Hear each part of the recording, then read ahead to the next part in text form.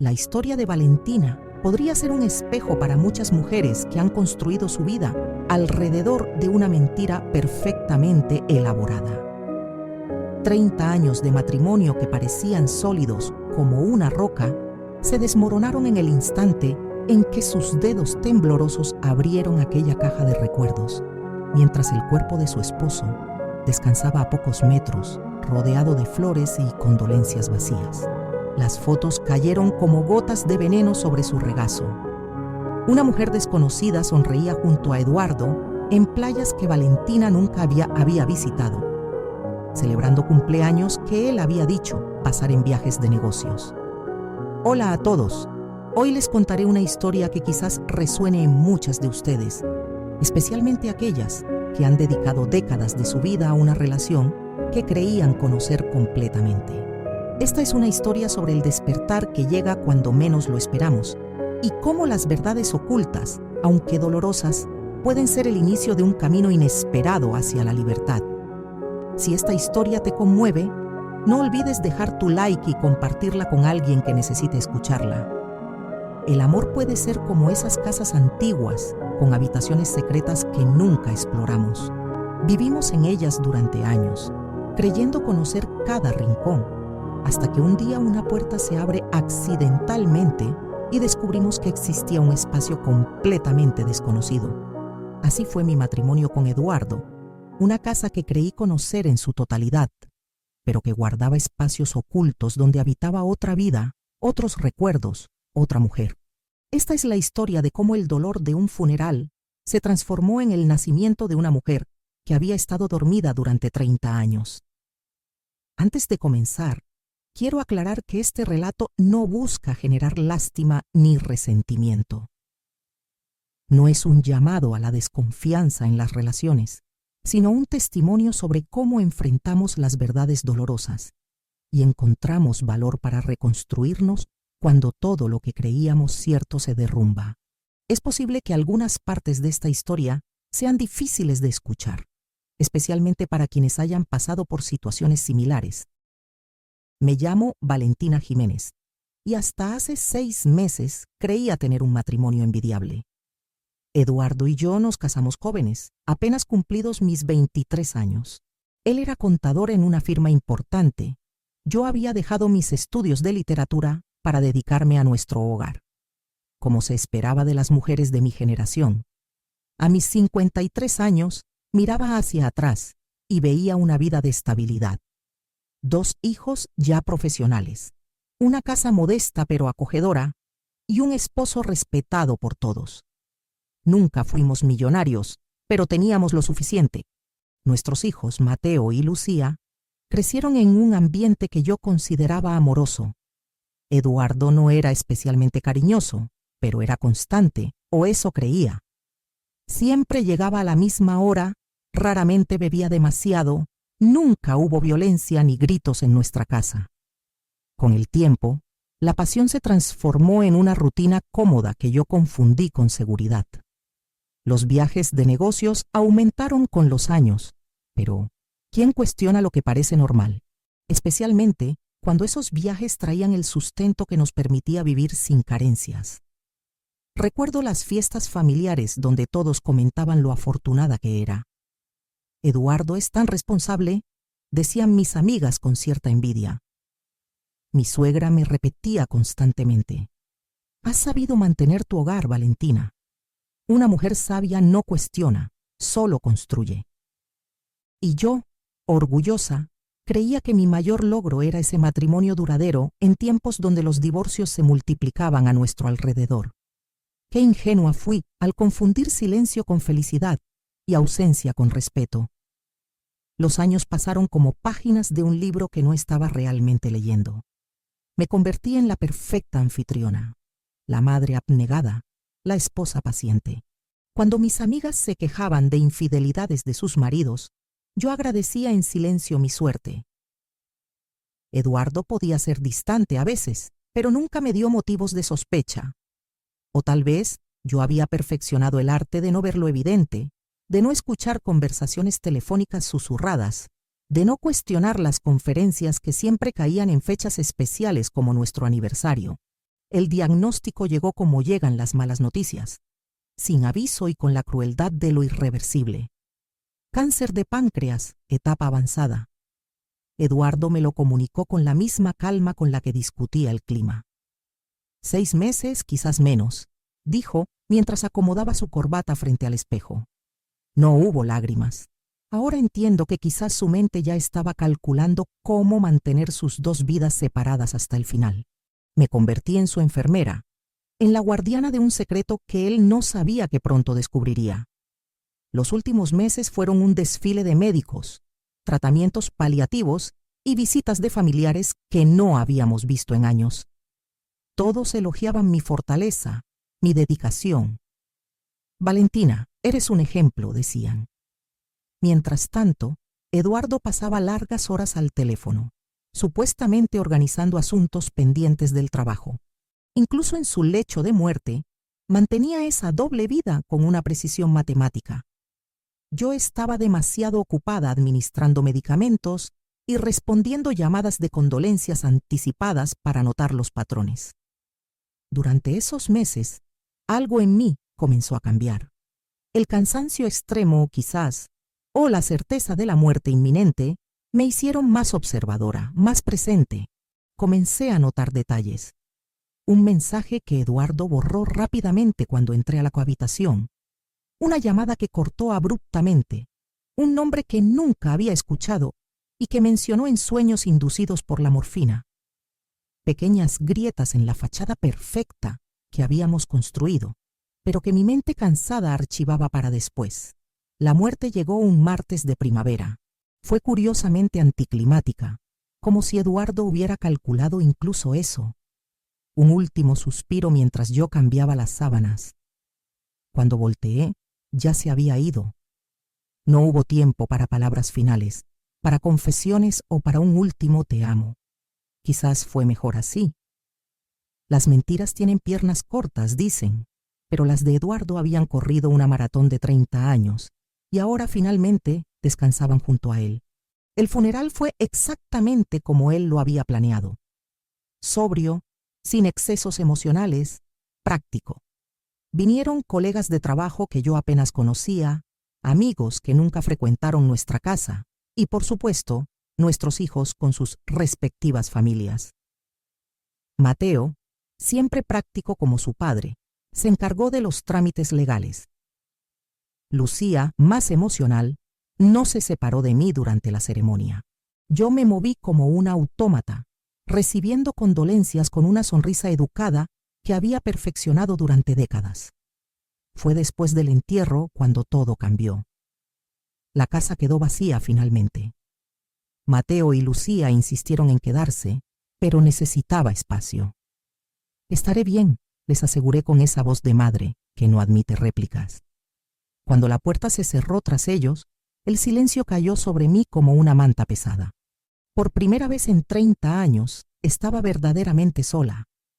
Sin Eduardo, sin responsabilidades inmediatas, sin un papel que interpretar.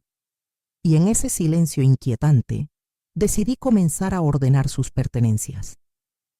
El estudio de Eduardo siempre había sido su santuario privado. Rara vez entraba allí, respetando su espacio como me habían enseñado que hace una buena esposa. Qué conveniente para él, pienso ahora. Empecé por su escritorio, organizando papeles, facturas, la rutina propia del duelo. En el fondo del último cajón, bajo carpetas ordenadas meticulosamente, encontré una caja de madera que nunca había visto. No tenía cerradura, como si Eduardo confiara plenamente en que yo nunca violaría su privacidad, incluso después de su muerte. Mis manos temblaban cuando la abrí. El primer golpe fue ver fotos, decenas de ellas. Eduardo sonriendo junto a una mujer morena con ojos brillantes. Eduardo en playas tropicales que yo no reconocía. Eduardo celebrando cumpleaños en restaurantes lujosos, mientras yo recibía llamadas de «Estoy en una conferencia, celebraremos cuando vuelva». Pero no fueron las fotos lo que me quebró. Fue la pequeña libreta con anotaciones detalladas, fechas, lugares, planes, y un nombre que se repetía una y otra vez, Alejandra. Junto a notas como 25 años juntos, en una fecha que coincidía exactamente con un supuesto viaje de negocios a Bogotá 5 años atrás. La caja de madera permaneció abierta sobre mis rodillas durante lo que pareció una eternidad. Alejandra. Un nombre que ahora explicaba tantas ausencias, tantos silencios, tantas excusas. Las fotos mostraban a una mujer hermosa, unos 10 años menor que yo, con una sonrisa radiante que contrastaba con la expresión contenida que Eduardo siempre mostraba en nuestras fotos familiares. En algunas imágenes, ambos lucían anillos idénticos. No eran alianzas matrimoniales, sino algo más sutil, 2 bandas de plata con un diseño que nunca había visto en los dedos de mi esposo. Mis dedos recorrieron las páginas de la pequeña libreta con una mezcla de incredulidad y horror creciente. Eduardo había documentado meticulosamente su otra vida: restaurantes, hoteles, viajes. Regalo para A, pendientes de zafiro por su cumpleaños. Esa anotación coincidía con el mes en que Eduardo me había dicho que necesitábamos recortar gastos porque la empresa atravesaba dificultades. El mismo mes en que decidí no renovar mi inscripción en los cursos de literatura que tanto me entusiasmaban para ayudar con la economía familiar. Con manos temblorosas, seguí excavando en la caja. Había cartas con una caligrafía delicada, perfumadas aún después de años. No me atreví a leerlas, al menos no en ese momento. Una pequeña llave dorada. Recibos de un apartamento en un barrio que yo apenas conocía, al otro lado de la ciudad. Facturas de servicios, pagos de mantenimiento, todo a nombre de Eduardo Vega. No Eduardo Vega Méndez, como aparecía en nuestros documentos oficiales, sino simplemente Eduardo Vega, como si hubiera creado una versión simplificada de sí mismo para su otra vida. El impacto fue físico, como un puñetazo en el estómago que me dejó sin aire. Corrí al baño y vomité hasta que solo quedó bilis. En el espejo, una mujer pálida y desconocida me devolvió la mirada. ¿Quién era yo? ¿La esposa legítima o simplemente la otra mujer que no lo sabía? 30 años. Según las fechas en la libreta, su relación con Alejandra había comenzado apenas 5 años después de nuestra boda. Mi mente hizo cálculos frenéticos. Cuando Mateo cumplió 1 año, cuando nació Lucía, cuando celebramos nuestras bodas de plata, Alejandra ya existía. El teléfono interrumpió mi trance. Era Mateo, preocupado porque no respondía a sus mensajes.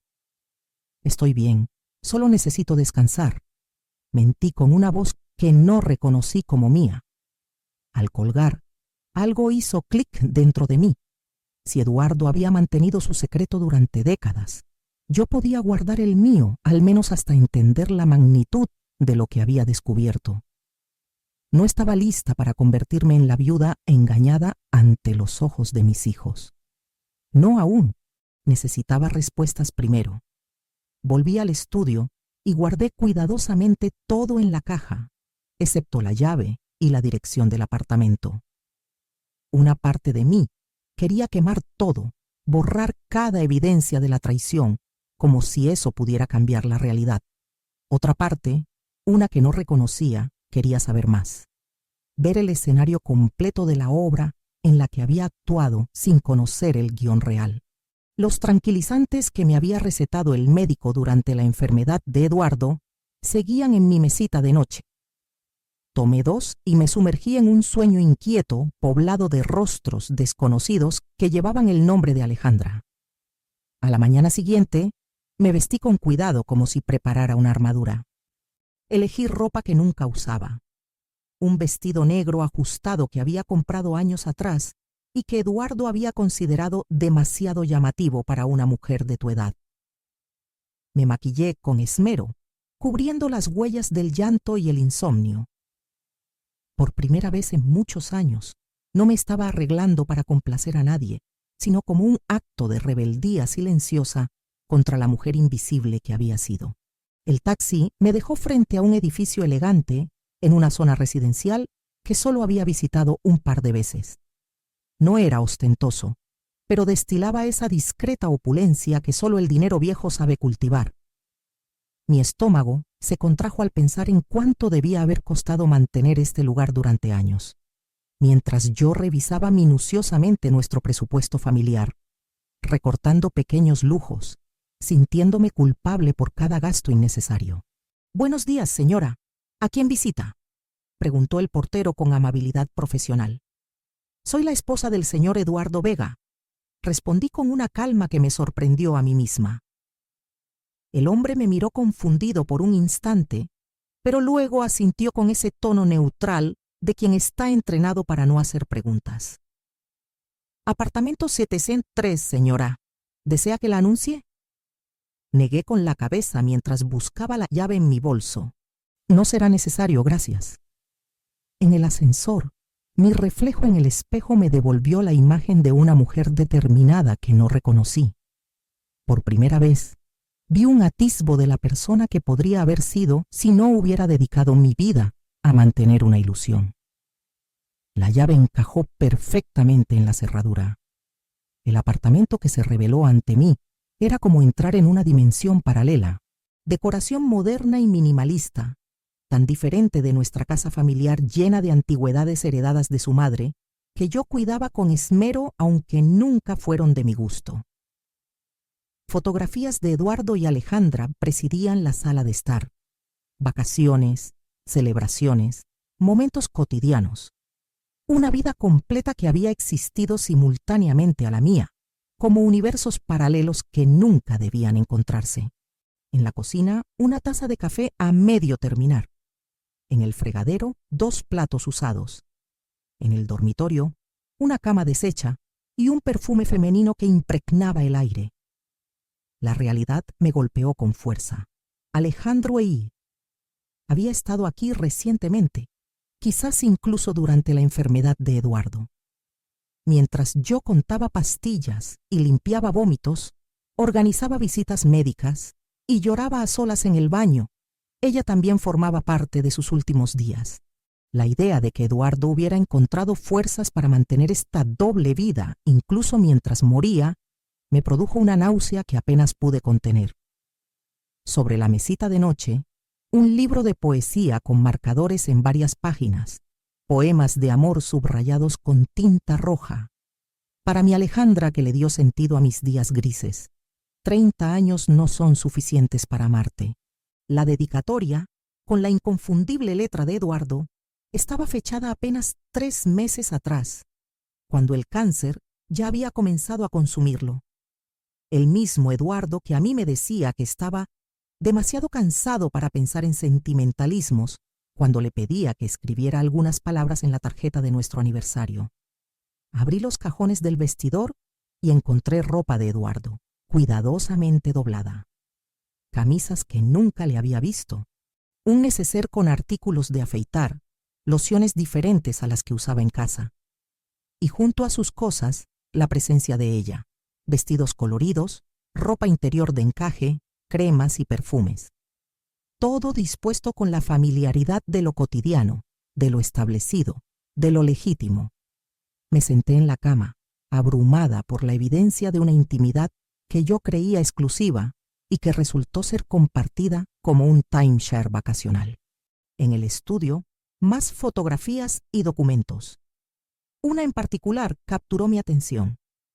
Eduardo y Alejandra en lo que parecía una ceremonia íntima.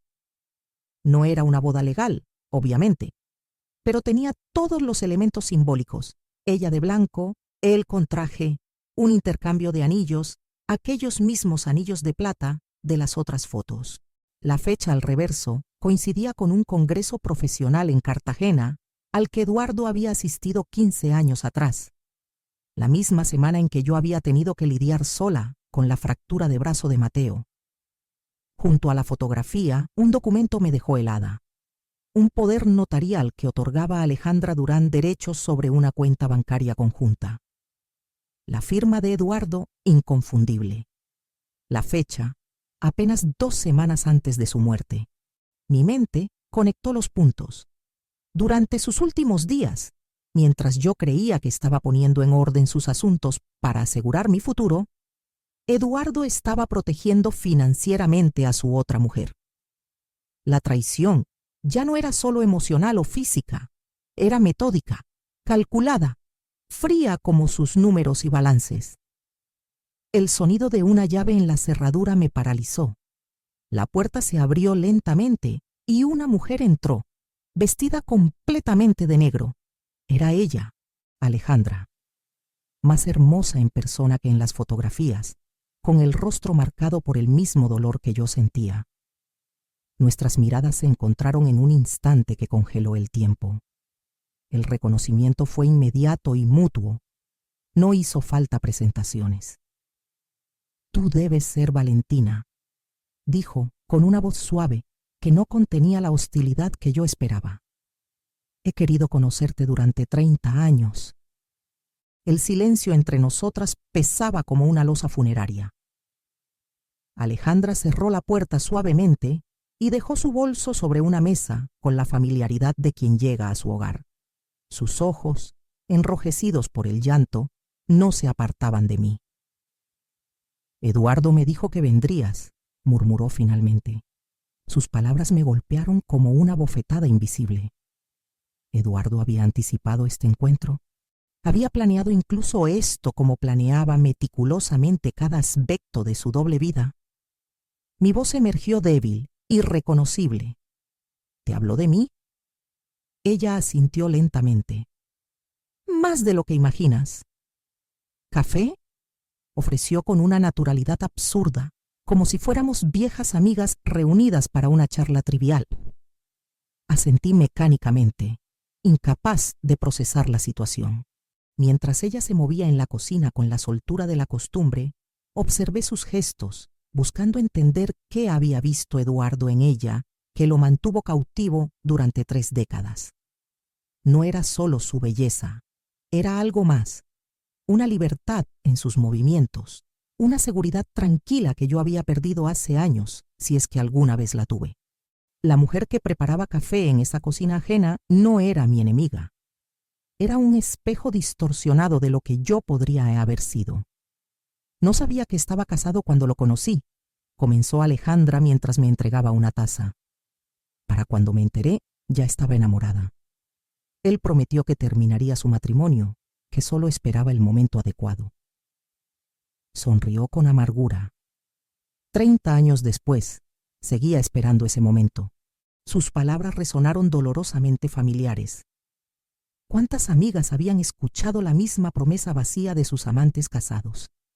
Yo misma había consolado a Isabel, mi mejor amiga, cuando descubrió que era la otra. La ironía de convertirme en la esposa engañada que genera lástima no escapó a mi comprensión. «¿Por qué no lo presionaste?», pregunté, aunque ya intuía la respuesta. Alejandra bebió su café lentamente. «Al principio lo hice. Luego entendí que Eduardo necesitaba manteneros a ambas en su vida. Le daba seguridad, respetabilidad. Yo le daba pasión, libertad». Se encogió de hombros con una resignación que me resultó insoportablemente familiar. Con el tiempo establecimos un acuerdo tácito. Él dividía su tiempo, su dinero, su vida. Yo aceptaba las sobras porque lo amaba demasiado para dejarlo ir. Supongo que tú también. Sus palabras me atravesaron como un puñal helado. ¿Había yo aceptado las sobras sin saberlo? Esa presencia intermitente, esa intimidad racionada, esas conversaciones superficiales que constituían mi matrimonio, eran apenas las migajas que Eduardo dejaba caer en nuestra mesa familiar tras alimentar su verdadero apetito en este apartamento. Me levanté bruscamente, incapaz de seguir compartiendo ese espacio que simbolizaba mi humillación. «Necesito irme», murmuré, buscando frenéticamente mi bolso. Alejandra no intentó detenerme, pero antes de salir me entregó un sobre. «Él quería que tuvieras esto. Dijo que lo entenderías cuando nos conociéramos». El taxi de regreso a casa fue un túnel borroso de lágrimas contenidas. El sobre quemaba en mi bolso, pero no me atrevía a abrirlo hasta estar en la seguridad de mi habitación. de nuestra habitación, del espacio que ahora sabía había sido apenas un dormitorio funcional para Eduardo, no el santuario de intimidad que yo había creído construir durante décadas. Las calles pasaban como fotogramas de una película ajena, de una vida que ya no reconocía como mía. Mi teléfono sonaba insistentemente, seguramente Mateo o Lucía preocupados por mi silencio, pero no tenía fuerzas para fingir normalidad. Abrí el sobre con manos temblorosas. Contenía una carta manuscrita de Eduardo y documentos bancarios. Valentina, si estás leyendo esto, has conocido a Alejandra y ahora sabes la verdad que no tuve el valor de confesarte en vida. No te pido perdón. Sería un insulto a tu inteligencia. La carta continuaba con explicaciones, justificaciones, la retórica típica del culpable descubierto. Los documentos revelaban algo más concreto. Eduardo había dividido sus bienes equitativamente entre Alejandra y yo. La casa familiar era completamente mía, así como una cuenta de ahorro sustancial. El apartamento y otra suma similar pertenecían a Alejandra. El timbre interrumpió mi lectura. Lucía y Mateo estaban en la puerta, con expresiones que oscilaban entre la preocupación y la impaciencia. «Mamá, llevamos horas intentando contactarte», reprochó Lucía, abrazándome con fuerza. Mateo, práctico como siempre, inspeccionaba la casa con ojos críticos. «¿Has estado limpiando el estudio de papá? No deberías hacerlo sola. Si ellos supieran, si pudieran imaginar dónde había estado realmente, qué había descubierto, cómo nuestro mundo familiar perfectamente construido era apenas un decorado teatral para la verdadera obra que Eduardo había estado representando durante décadas. Estaba organizando algunas cosas. Mentí con una facilidad que me sorprendió. ¿Era esto lo que sentía Eduardo cada vez que inventaba una excusa para sus ausencias, para sus viajes, para sus silencios? Esta nueva habilidad para el engaño me asustó, pero también me resultó necesaria. No estaba lista para compartir la verdad con mis hijos. No quería que vieran a su padre como el mentiroso que fue, ni que me miraran con la lástima reservada para las esposas engañadas. El abogado llamó, informó Mateo. Necesita que firmes algunos documentos para la herencia. El testamento oficial de Eduardo reflejaba exactamente lo que los documentos del sobre ya me habían revelado. Todo ordenado meticulosamente para mantener su doble vida, incluso después de su muerte. Lo que no había previsto era la reacción de sus hijos. ¿Quién es Alejandra Durán y por qué aparece en el testamento de papá?, preguntó Mateo con el ceño fruncido mientras revisábamos los documentos en la oficina del abogado al día siguiente. El hombre, visiblemente incómodo, me miró esperando que yo ofreciera una explicación. «Una socia de negocios», respondí secamente. «Tu padre tenía inversiones que no conocíamos». La mentira se sostuvo precariamente durante los días siguientes. Mateo, desconfiado por naturaleza, comenzó a investigar por su cuenta. Lucía, más intuitiva, notaba mi incomodidad cada vez que mencionaba el nombre de su padre. «Mamá, ¿hay algo que no nos estás contando?», preguntó una tarde mientras revisábamos viejos álbumes familiares. Fotos de vacaciones, cumpleaños, graduaciones. Eduardo siempre presente pero ligeramente distante, como si una parte de él estuviera en otro lugar. Ahora sabía exactamente dónde estaba esa parte. Con Alejandra, en el apartamento que había visitado, construyendo recuerdos paralelos a los nuestros. El pasado comenzó a reescribirse ante mis ojos. Cada recuerdo feliz ahora estaba manchado por la duda. ¿Realmente había disfrutado Eduardo de nuestras celebraciones familiares o simplemente cumplía con un guión social? ¿Había amado a nuestros hijos o eran obligaciones adquiridas en la vida que mantenía por conveniencia? Revisé viejas cartas, regalos, momentos que había atesorado como pruebas de amor. Todo parecía ahora parte de una elaborada farsa, un montaje cuidadoso para mantener las apariencias, mientras su verdadera pasión fluía hacia otra mujer, en otro espacio, con otra identidad. Una tarde, Mientras buscaba documentos en el estudio, encontré un álbum oculto detrás de los libros de contabilidad. Más fotografías de Eduardo con Alejandra, pero estas eran diferentes. En una, Eduardo sostenía a un bebé con expresión de orgullo absoluto. En otra, el mismo niño, ya adolescente, entre Eduardo y Alejandra en lo que parecía una celebración de graduación. La inscripción al dorso me dejó sin aliento. Graduación de Daniel, nuestro orgullo. La fecha coincidía con el viaje de negocios que Eduardo había hecho a Valencia cuando Mateo se fracturó el brazo jugando fútbol. No había estado en un congreso profesional. Había estado celebrando la graduación de su otro hijo. El descubrimiento de Daniel fue la gota que derramó el vaso. Un hijo. Eduardo tenía otro hijo que ahora tendría unos 25 años, apenas 2 menos que Lucía. Mientras yo criaba a nuestros hijos prácticamente sola, justificando sus ausencias, inventando excusas para explicar por qué papá se perdía eventos importantes, él construía recuerdos con su otra familia. La traición ya no era solo hacia mí, era hacia Mateo y Lucía, privados de un padre completamente presente, porque Eduardo había distribuido su paternidad como distribuía su tiempo y su dinero, calculadamente, fríamente, insuficientemente. Esa noche, sola en la casa que ahora sentía como una prisión de recuerdos falsos, tomé una decisión. No protegería más el nombre de Eduardo. No mantendría la farsa de perfección familiar que él había construido tan cuidadosamente. Mis hijos merecían conocer la verdad, por dolorosa que fuera. Y yo merecía liberarme del peso de una mentira que no había creado, pero que había sostenido involuntariamente durante décadas. Con dedos temblorosos, marqué el número de Mateo. Necesito que vengan a casa, tú y Lucía. Hay algo que deben saber sobre su padre. Los rostros de mis hijos reflejaban incredulidad, después ira, finalmente una tristeza profunda mientras les mostraba las evidencias de la doble vida de Eduardo. La caja con las fotos, la libreta, las cartas. Les hablé de Alejandra, del apartamento, de Daniel. No omití nada, ni siquiera los detalles más dolorosos. Cuando terminé, un silencio pesado inundó la sala. Finalmente, Mateo habló con una voz que no reconocí, cargada de una rabia contenida. Todo este tiempo, todo fue una mentira. No supe qué responder. ¿Había sido todo mentira?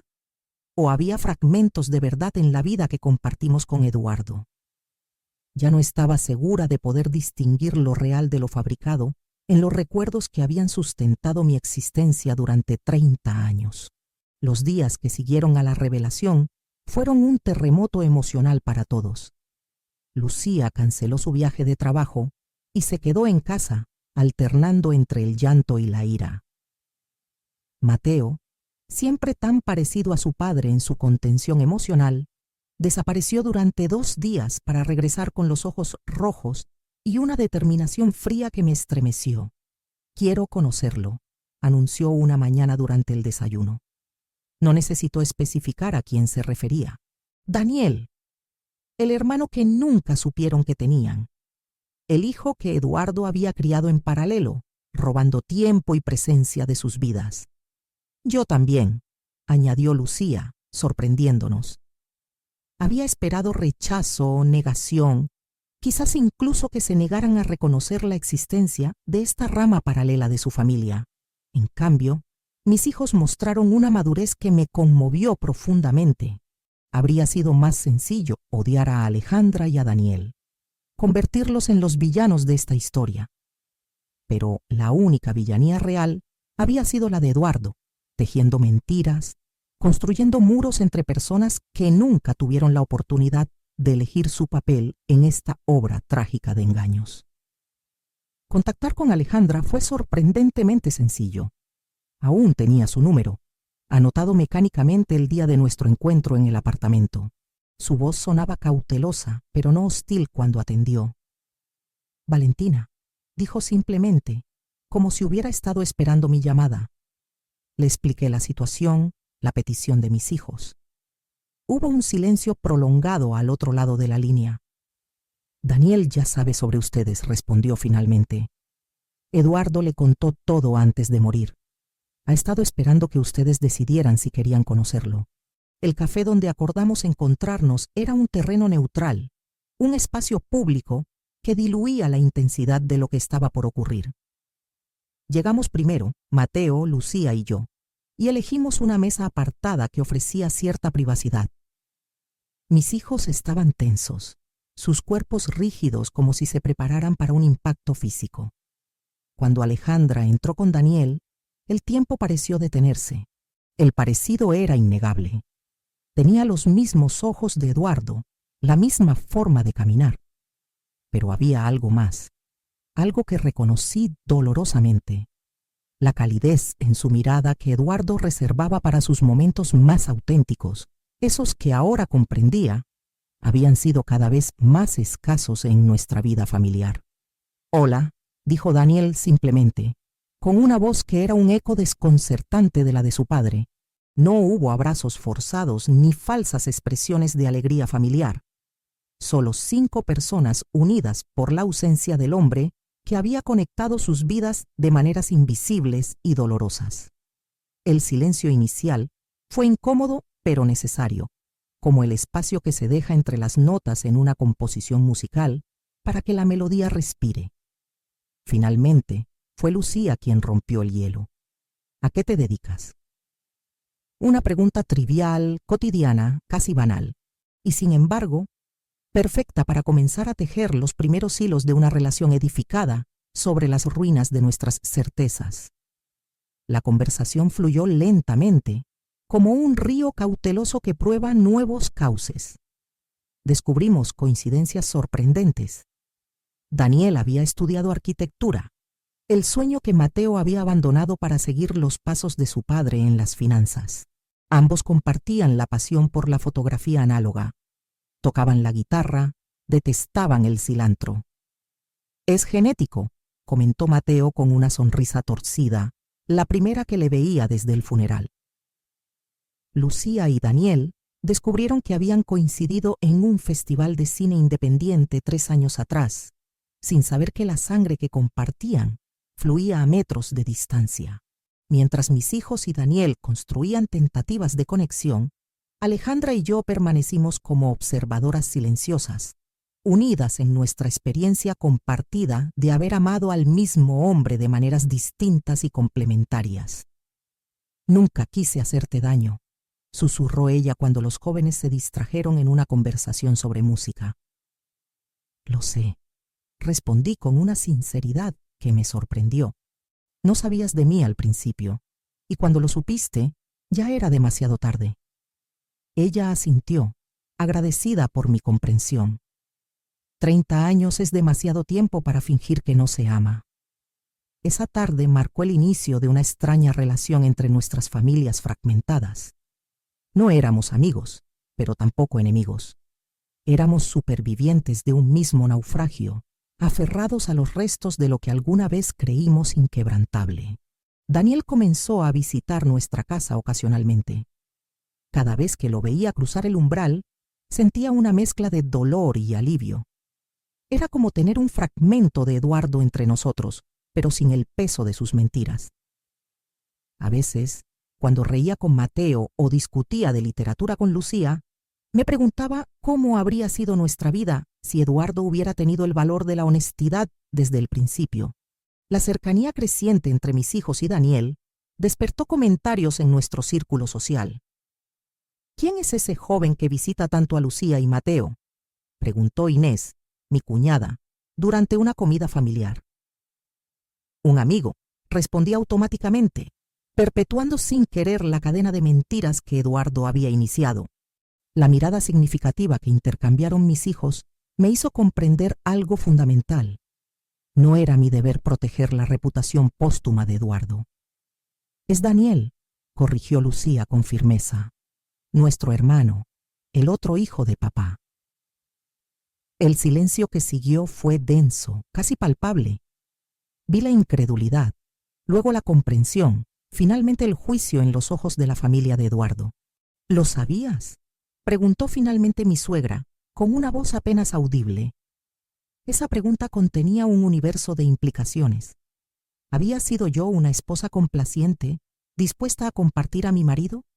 ¿O había sido una tonta tan ciega que no vio lo evidente durante décadas?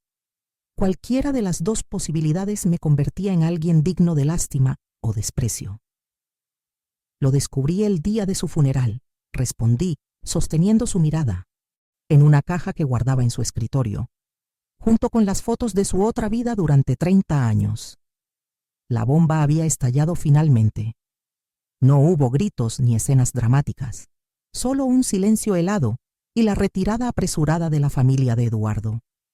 En los días siguientes, recibí llamadas de falsa preocupación, ofrecimientos de apoyo que escondían la curiosidad morbosa por los detalles escabrosos. Siempre sospeché que Eduardo tenía sus secretos, confesó María, mi cuñada menor, con ese tono de quien pretende haber tenido siempre la razón. Los hombres de esa familia. Mi Juan también intentó engañarme una vez. Corté amablemente, pero con firmeza, todas esas conversaciones. No estaba dispuesta a convertir mi dolor en el entretenimiento de sobremesa de nadie. Una tarde, mientras revisaba viejos documentos para la declaración de impuestos, encontré un sobre amarillo que nunca había visto. Contenía escrituras de una pequeña casa de campo a mi nombre, fechadas 15 años atrás. Junto a ellas, una nota breve con la letra de Eduardo. Para cuando necesites espacio para respirar. Siempre tuyo, Nunca me había hablado de esta propiedad.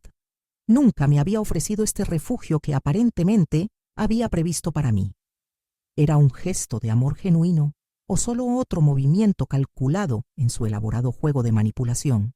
¿Había anticipado que algún día descubriría su traición y necesitaría huir? Decidí visitar la casa.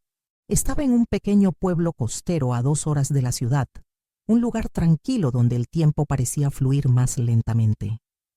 La llave estaba exactamente donde indicaba la nota, bajo una maceta de lavanda ya seca por años de abandono. El interior era sencillo pero acogedor. Una sala amplia con ventanas que daban al mar, una cocina pequeña, un dormitorio con una cama cubierta por una funda protectora. Todo estaba limpio aunque empolvado, como si alguien hubiera mantenido el lugar periódicamente, esperando una visita que nunca llegó. Mi visita. Sobre la mesita de noche, un libro desgastado de Pablo Neruda. 20 poemas de amor y una canción desesperada. Lo abrí y encontré pasajes subrayados, notas al margen con la letra de Eduardo, reflexiones íntimas que nunca compartió conmigo, vulnerabilidades que nunca mostró en nuestra vida diaria. Hoy Valentina cumple 40 y no pude estar allí. El trabajo es la excusa perfecta. ¿Hasta cuándo seguiré dividiendo mi corazón? La fecha coincidía con un viaje de negocios a Montevideo, cuando celebré mi cumpleaños con una pequeña cena junto a mis hijos y algunas amigas, fingiendo que la ausencia de Eduardo no me dolía. Ahora sabía dónde había estado realmente, aquí, en esta casa, lidiando con su propia culpa, escribiendo confesiones en los márgenes de poemas de amor. Pasé la noche en la casa, acompañada solo por el sonido de las olas y el peso de revelaciones que se acumulaban como las capas de una cebolla, cada una más lacerante que la anterior. A la mañana siguiente, con la claridad que solo trae el amanecer, tomé una decisión. No volvería a la casa familiar. No seguiría viviendo entre los fantasmas de una vida construida sobre mentiras. Llamé a Mateo y Lucía, les expliqué mi decisión. Para mi sorpresa, no intentaron disuadirme. «Te lo mereces, mamá», dijo Lucía. «Un espacio que sea solo tuyo, sin las sombras de papá». Mateo, práctico como siempre, ofreció ayuda para la mudanza. «Podemos vender la casa grande. Es demasiado espacio para ti sola». Esa tarde, mientras el sol se ponía sobre el mar tiñendo el cielo de tonos dorados y rojizos, sentí que algo dentro de mí se transformaba definitivamente. No era solo la decisión de mudarme, era algo más profundo. La comprensión de que los 30 años con Eduardo no habían sido completamente falsos, pero tampoco completamente verdaderos. Habían sido una mezcla compleja de sinceridad y engaño, de amor genuino y traición calculada. La vida pocas veces se divide en categorías absolutas de blanco y negro. Mientras observaba el horizonte, me descubrí pensando no solo en el pasado que había perdido, sino en el futuro que ahora podía construir. Un futuro donde la única verdad que importaría sería la mía. Los meses siguientes fueron como despertar de un largo sueño. Vendí la casa familiar con sorprendente facilidad, como si el edificio mismo estuviera ansioso por liberarse de las memorias que contenía. Mateo se encargó de los trámites, protector como siempre. Lucía me ayudó a seleccionar qué conservar y qué dejar ir. Fue de un proceso catártico separar los recuerdos genuinos de aquellos que ahora parecían contaminados por la doble vida de Eduardo. Algunos objetos, como el juego de té que usábamos en nuestros aniversarios o los adornos navideños que compramos en nuestro primer año juntos, fueron imposibles de clasificar. ¿Habían sido momentos reales o solo actuaciones perfectamente ejecutadas? La casa de la playa se transformó lentamente. Pinté las paredes de colores que Eduardo hubiera considerado excesivos. Un azul intenso para la sala, un amarillo cálido para la cocina. Adopté un perro, un viejo labrador color miel abandonado que encontré vagando por la playa. Lo llamé Libertad, un nombre que me parecía apropiadamente irónico y esperanzador a la vez. Cada mañana caminábamos juntos por la orilla, nuestras huellas borrándose con cada ola, como si el mar nos enseñara que hasta las marcas más profundas pueden desaparecer con el tiempo adecuado. Mis hijos venían a visitarme regularmente, a veces solos, a veces con sus propias familias. Para mi sorpresa, Daniel se unió a algunas de estas visitas. La primera vez fue incómodo. Su presencia era un recordatorio constante de la vida dividida de Eduardo, pero con el tiempo descubrí que disfrutaba de su compañía. Era talentoso, sensible, con una inteligencia que me recordaba a Lucía. Una tarde, mientras preparábamos la cena, me contó anécdotas de su infancia con Eduardo. No para herirme, sino como quien comparte piezas de un rompecabezas que ambos intentábamos completar. Mi madre y yo sabíamos que él tenía otra familia, confesó Daniel mientras cortaba verduras con la precisión metódica que había heredado de su padre. Me crié sabiendo que era un secreto que debía guardar. A veces me preguntaba cómo serían ustedes, si mis hermanos se parecerían a mí. Sus palabras no contenían resentimiento, solo la melancolía de quien creció con la mitad de un mapa familiar. Le hablé entonces de Mateo y Lucía cuando eran pequeños, de sus travesuras, sus personalidades tan diferentes. No lo hice para compensar lo que Eduardo les había negado a todos, sino para tender puentes entre vidas que nunca debieron estar separadas. Un año después del funeral, recibí una llamada inesperada. Era Alejandra. «He estado ordenando cosas en el apartamento», dijo con voz cautelosa. «Encontré cartas que Eduardo escribió para ti pero nunca envió. Creo que deberías tenerlas. Nos encontramos en una cafetería a medio camino entre nuestros hogares. Ya no éramos las mismas mujeres que se habían enfrentado en aquel apartamento lleno de secretos. El tiempo había suavizado las aristas del dolor, transformándolo en algo más manejable, casi en una sabiduría compartida.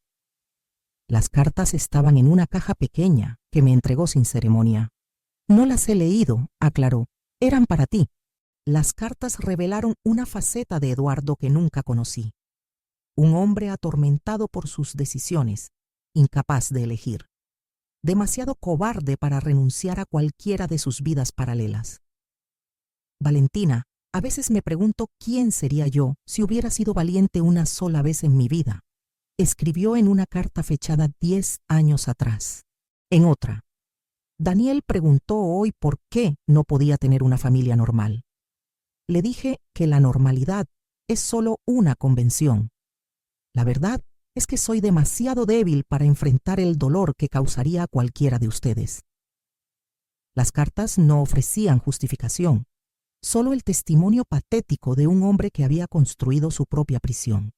Compartí algunas de estas cartas con mis hijos, no para justificar a su padre, sino para ayudarles a comprender la complejidad del hombre que los había criado. Es difícil imaginar a papá con tantas dudas, comentó Mateo tras leerlas. Siempre parecía tan seguro de todo. Lucía, más introspectiva, encontró cierto consuelo. Al menos sabemos que nos amaba, a su manera retorcida. Para mi sorpresa, fue esta revelación de la debilidad humana de Eduardo lo que finalmente permitió a mis hijos iniciar su propio proceso de reconciliación con su memoria, no como el padre perfecto que habían idolatrado, ni como el villano que los había traicionado, sino como un hombre profundamente imperfecto que no supo manejar las consecuencias de sus decisiones. El segundo año trajo cambios importantes. Retomé los estudios de literatura que había abandonado décadas atrás. Me inscribí en cursos en línea primero. Después, me atreví a asistir presencialmente a la universidad local. A mis 55 años, era fácilmente la estudiante más madura de mi clase de literatura contemporánea latinoamericana. Los jóvenes me miraban con curiosidad al principio, pero pronto me integraron en sus grupos de estudio. «Tienes perspectivas que nosotros no consideramos», me dijo Ana, una estudiante brillante de 22 años. Fue la primera vez que alguien valoraba mi experiencia no como esposa o madre, sino como pensadora, como mujer con ideas propias. Una tarde, mientras preparaba un ensayo sobre Borges y los laberintos de la identidad, recibí una notificación del banco. La cuenta conjunta que Eduardo había compartido con Alejandra había sido cerrada y los fondos divididos según sus instrucciones póstumas. Mi parte incluía una suma considerable que no esperaba. Junto con la notificación, había una nota del abogado. Según instrucciones del señor Vega, este monto debe ser entregado a la señora Valentina Jiménez exactamente 500 días después de su fallecimiento, junto con la siguiente nota: para tu libertad, no para mi perdón. El dinero no cambiaba nada, pero representaba una oportunidad que nunca había contemplado: la independencia económica absoluta. Con esa nueva seguridad financiera, me permití soñar más allá de lo inmediato. Siempre había querido viajar, conocer las ciudades que solo había visitado a través de libros: París, Roma, Estambul. Eduardo siempre tenía excusas para posponer esos viajes. Los niños eran pequeños, el trabajo era exigente, la economía inestable. Ahora comprendía que esos viajes nunca ocurrieron porque habrían interferido con su elaborada arquitectura de mentiras. ¿Cómo mantener dos vidas si estaba conmigo en otro continente durante semanas? Hice mi primera reserva con manos temblorosas. Un vuelo a Lisboa para el mes siguiente, sola. El viaje a Portugal fue revelador. Descubrí que disfrutaba mi propia compañía más de lo que jamás imaginé. Sin el filtro de Eduardo, sin la necesidad de adaptar mis experiencias a las expectativas de otros, cada museo, cada comida, cada atardecer tenía una intensidad nueva. En una pequeña librería de Lisboa encontré una edición bilingüe de Fernando Pessoa.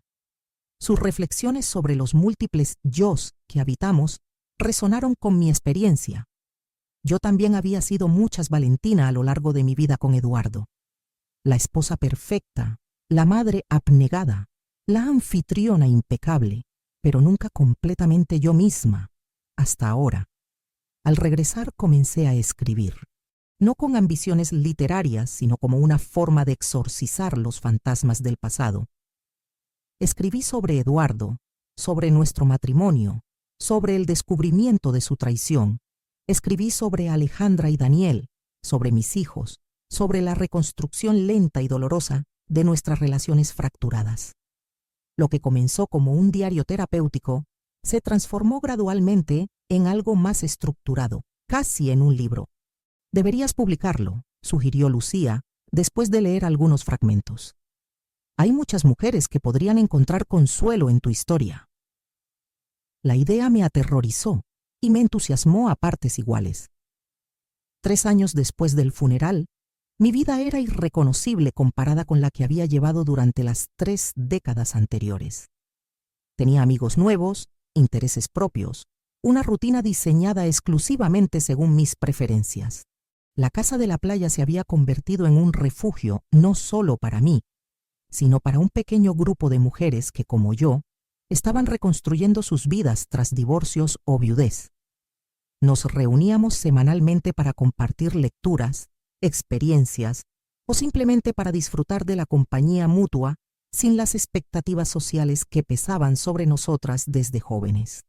Las renacidas, nos llamaba en broma Teresa, una pintora recién divorciada que se había convertido en mi amiga más cercana. En una de estas reuniones conocí a Gabriel, un profesor de literatura jubilado que había sido invitado por Teresa para hablar sobre poesía contemporánea. A sus 60 años, tenía el tipo de confianza tranquila que solo otorga haber vivido en paz con uno mismo. Nuestras conversaciones sobre Cortázar y Bolaño se extendieron más allá de la reunión, continuaron por email, luego por largas caminatas en la playa. No era atracción lo que sentía, o al menos no principalmente. Era reconocimiento. Por primera vez estaba frente a alguien que me veía completamente, que valoraba no solo mi apariencia o mi capacidad para cuidar de otros, sino mi intelecto, mi historia compleja, mis cicatrices emocionales.